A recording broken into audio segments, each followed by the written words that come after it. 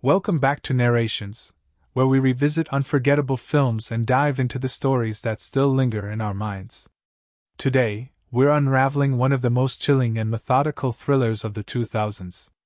A film that doesn't just tell you a story, but pulls you deep into an unsolved mystery that haunted America for decades. This is Zodiac from 2007. It begins in the summer of 1969, the Bay Area alive with 4th of July fireworks. But the night turns grim. A young couple parked on Lover's Lane is attacked by a shadowy figure. He shoots them point blank, then calmly calls the police to confess what he's done.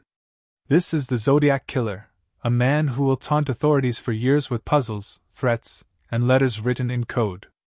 And from this point on, a decades-long hunt begins.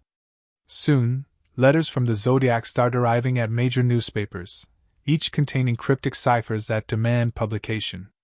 If they're not printed, he threatens mass killings. The newsrooms are abuzz, caught between responsibility and fear.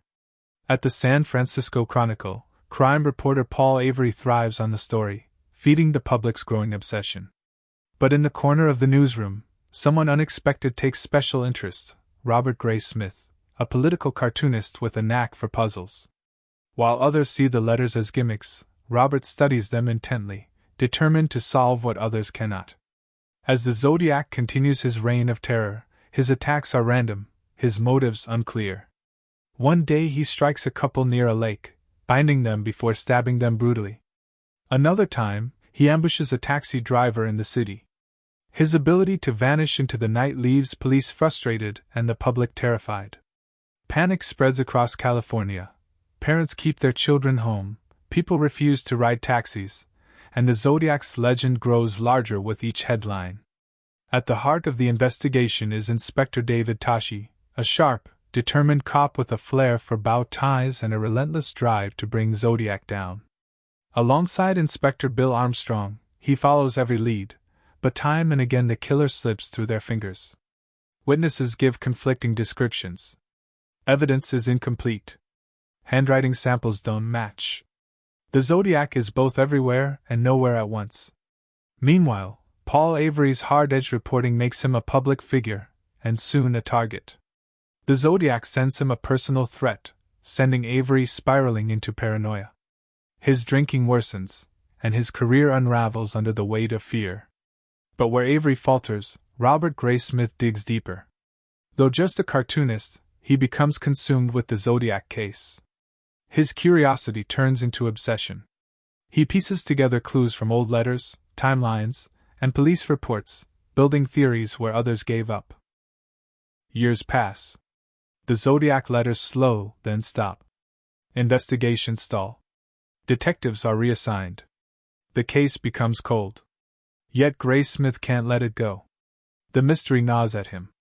Even as his marriage falters and his personal life crumbles, he presses forward, convinced he's closing in on the truth. His investigation points toward one man, Arthur Lee Allen, a troubled loner with a dark past.